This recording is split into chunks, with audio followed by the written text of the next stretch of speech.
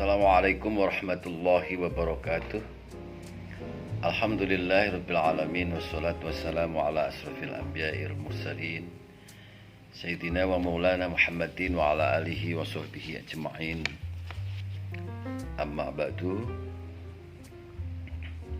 Saudaraku yang dicintai Allah, saudaraku yang disayangi Allah, Alhamdulillahirabbil alamin, Al-Fat Project kembali bisa hadir bersama saudaraku. Mudah-mudahan senantiasa kita semua diberikan kesehatan oleh Allah, diberikan kekuatan iman oleh Allah, dan senantiasa diberikan kesabaran oleh Allah Subhanahu wa taala.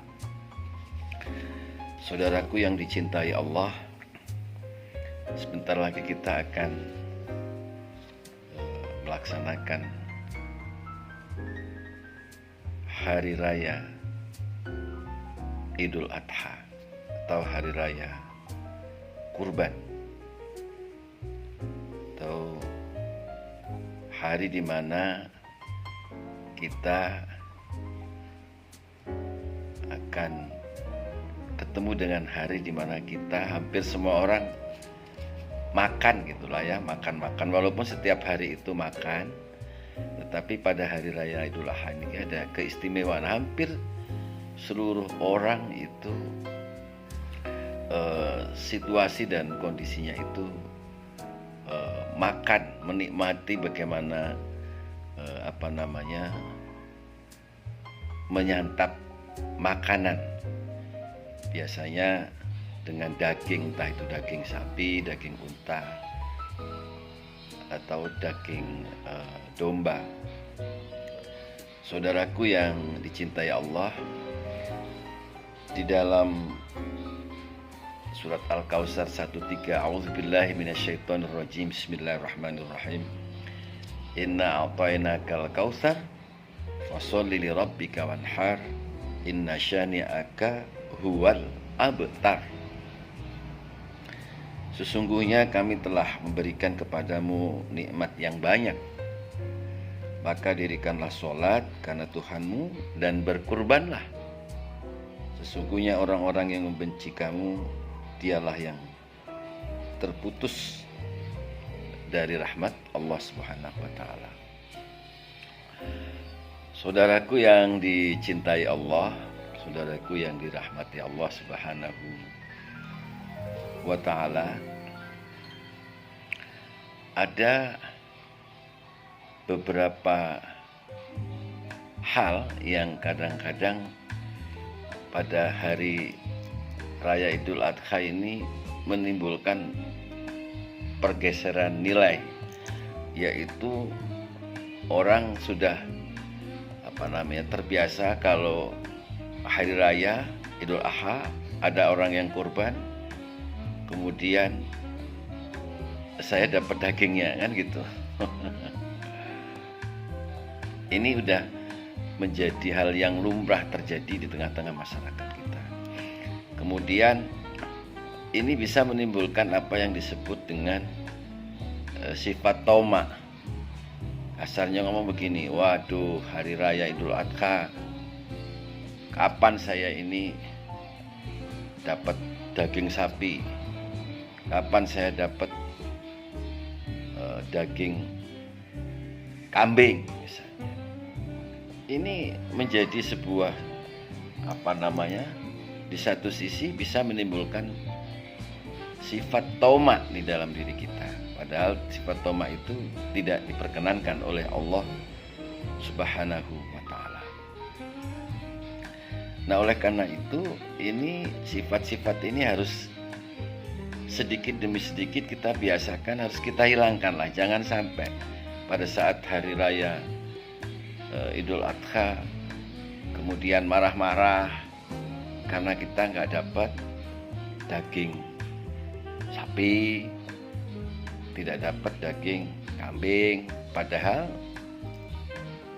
ada pelaksanaan korban. Nah, oleh karena itu untuk mengantisipasi hal-hal yang seperti ini, ya sudahlah. Kalau pas hari raya ya kita boleh punya uang beli ayam sendiri gitu, atau beli daging sendirilah gitu, supaya ya kalau tidak dapat daging kurban, daging sapi, daging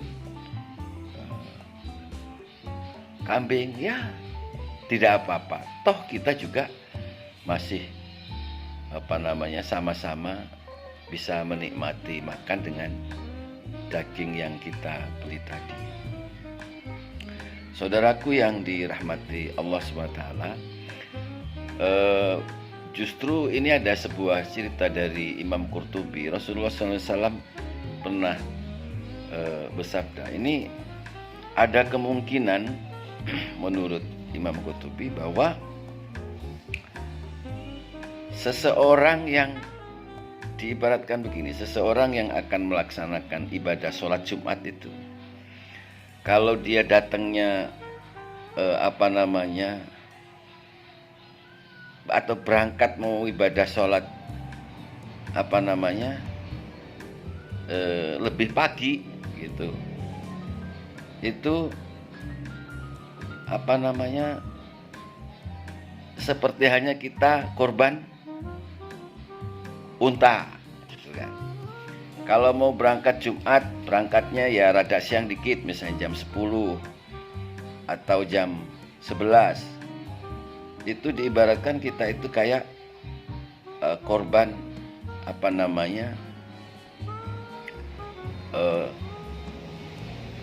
sapi gitu. Kalau kita berangkatnya siang, misalnya jam 12 atau ya jam 11 kurang dikit gitu, diibaratkan kayak kita ini korban telur gitu.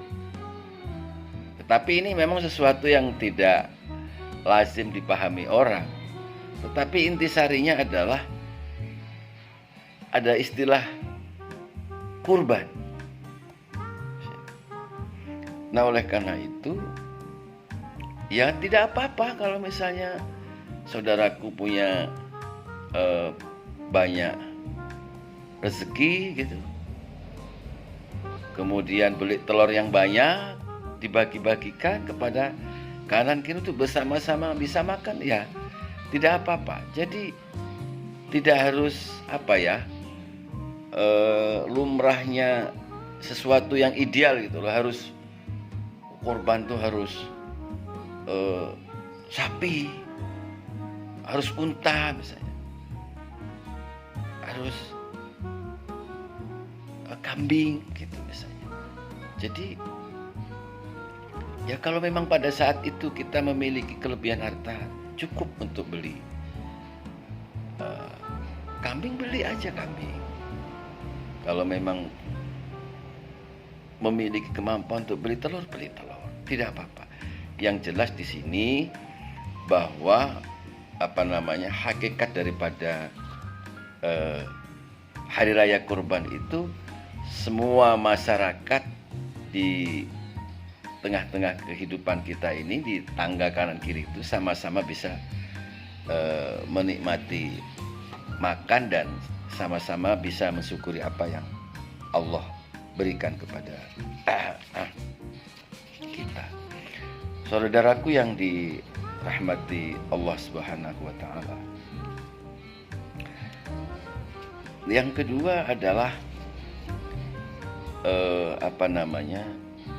hari raya kurban ini merupakan salah satu bentuk dimensi lain dari sisi-sisi atau pesan-pesan yang Allah sampaikan kepada kita, bahwa Islam itu juga memberikan warna di mana kita bisa berada dalam keceriaan sosial. Kita sama-sama bisa berbagi di antara sesama kita. Beberapa ulama berpendapat sebenarnya hakikatnya adalah kurban yang kita laksanakan itu adalah intinya di ketakwaan kita kepada Allah Subhanahu wa taala. Selainnya itu merupakan implikasi dari wujudnya kita sebagai makhluk Allah itu untuk sama-sama berbagi, itulah, sama-sama berbagi kepada yang lain, di mana pada saat yang sama kita berada dalam keadaan diberikan rezeki yang cukup oleh Allah Subhanahu wa Ta'ala. Kurban ini merupakan sebuah tradisi yang sangat baik yang dimiliki oleh agama kita, agama Islam. Sebuah tuntunan yang memberikan warna yang berbeda dengan yang lain, di mana kita didorong untuk terbiasa berbagi kepada sesama. Ini substansi daripada implikasi berkorban itu. Juga ini merupakan sebuah tradisi yang memiliki sejarah yang cukup panjang, di mana Allah mengutus malaikat untuk menyembelih Ismail, anaknya Nabi Ibrahim itu. Sehingga apa? Sehingga ya Nabi Ismail dan Nabi Ibrahim ya berembuk gitu, untuk ikut setuju atau tidak si Nabi Ismail itu atas perintah Allah yang diperintahkan malaikat kepada Nabi Ibrahim itu. Nah, oleh karena ada beberapa kitab dan pendapat yang itu antara Nabi Ismail atau Nabi Ishak sebenarnya yang disembelih, tetapi banyak yang berpendapat Nabi Ismail, apalagi kalau di Indonesia itu lebih cenderung kepada pendapatnya yang disembelih itu adalah Nabi Ismail. Saudaraku yang dirahmati Allah, kita tahu bahwa Nabi Ismail itu juga memiliki seorang istri, istri Siti Saro dan Hajar. Ini ada sebuah cerita yang sebenarnya juga bisa unik. Pada saat itu ada seorang raja yang istilahnya mania terhadap perempuan gitu. Jadi si raja ini memerintahkan kepada prajuritnya kalau ada orang yang perempuan lewat gitu suruh ditangkap, terutama perempuan yang cantik-cantik. Kalau yang jelek lolos saja. Kemudian ya dapat banyak raja itu wanita-wanita atau perempuan yang cantik-cantik itu. Pada satu ketika si prajurit ini menemukan si Nabi Ibrahim dengan Sarah. Dibawalah Nabi Ibrahim dan Sarah ini oleh prajurit di hadapan raja. Kemudian raja menanya kepada saudaraku yang laki-laki, kamu siapanya orang perempuan ini? Dijawab sama Ibrahim, saya saudaranya. Karena mungkin kalau dia jawab suaminya ya digebukin itu sama prajurit itu, dianggap ya mengganggu gitu. Akhirnya Nabi Ibrahim setelah menjawab itu dibawa ke kamar, dijamu. Ya rada mangkel juga ini Nabi Ibrahim itu, tapi semua ini karena memang Allah Subhanahu wa Ta'ala. Meski Nabi Ibrahim itu berbohong, sebenarnya Sarah itu ya suaminya, semata-mata karena Allah Subhanahu wa Ta'ala. Pada akhirnya sampai Siti Sarahnya itu langsung ya masuk ke kamar, ya mangkel gitulah gitu. Kemudian Nabi Ibrahim itu bilang begini dengan Sarah itu,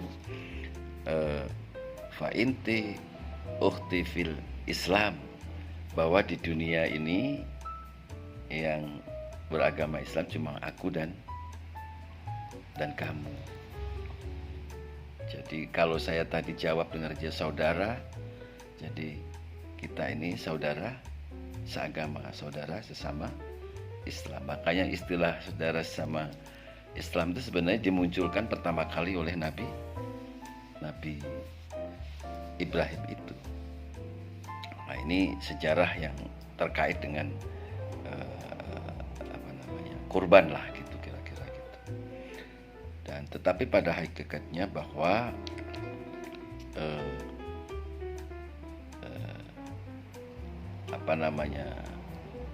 Hari Raya Idul Adha ini merupakan sebuah warisan lah ya dari Nabi Ibrahim yang sampai sekarang masih terus dan menjadi bagian daripada ibadah ini. Merupakan sesuatu yang harus menjadi pemikiran kita bahwa kita harus senantiasa berbagilah kepada sesama, karena ini menunjukkan bahwa agama kita, agama Islam itu merupakan agama yang bisa menghadirkan kecerahan sosial di tengah-tengah kehidupan masyarakat berbangsa dan bernegara. Dan hakikatnya juga perintah sebagaimana di dalam Al-Quran tadi, sholat itu juga merupakan substansinya adalah, orientasinya adalah tauhid. Sholat itu orientasinya adalah tauhid. Kecintaan kita tumbuh kuat dan kukuh kepada Allah Subhanahu wa Ta'ala. Juga ada hubungannya dengan Ka'bah dan sebagainya. Kenapa kok pada saat itu di Ka'bah itu ada berhala-berhala, kemudian dihilangkan supaya menunjukkan bahwa setiap rezim itu kalau berganti biasanya berkaitan dengan sejarah itu diubahnya, sehingga ini menjadi sesuatu yang terus menerus menimbulkan penafsiran yang tidak baik di masyarakat. Nah, oleh karena itu untung alhamdulillah kita ini diwarisi Al-Quran. Jadi meski nanti kita sudah meninggal dunia, kemudian ganti dengan generasi yang baru, kemudian ada penguasa baru misalnya di Mekah sana yang berusaha mengubah untuk Ka'bah dijadikan ada pasangin berhala lagi gitu. Kita sudah punya Al-Quran bahwa itu tidak benar. Saudaraku yang dicintai Allah, yang dirahmati Allah, mudah-mudahan yang sedikit ini bisa memberikan manfaat kepada saudaraku. Dan ayo mari kita bersama-sama tumbuh kembangkan semangat untuk berkorban kepada sesama kita, dan mudah-mudahan jiwa kita mau berkorban untuk orang lain, mau berbagi kepada sesama ini merupakan salah satu bentuk kebaikan yang senantiasa kita lestarikan dan kita budayakan di tengah-tengah keluarga kita, kemudian di masyarakat, bangsa dan negara. Kita akan semakin terus bisa merasakan penderitaan orang lain di tengah-tengah orang lain yang sedang menderita, kemudian kita mau mengulurkan sebagian rezeki yang dimiliki kita melalui berbagai cara dengan niat yang baik, dengan tujuan yang baik, dengan ikhlas, termasuk salah satunya adalah berkorban ini. Demikian yang dapat saya sampaikan. Terima kasih. Wassalamualaikum warahmatullahi wabarakatuh.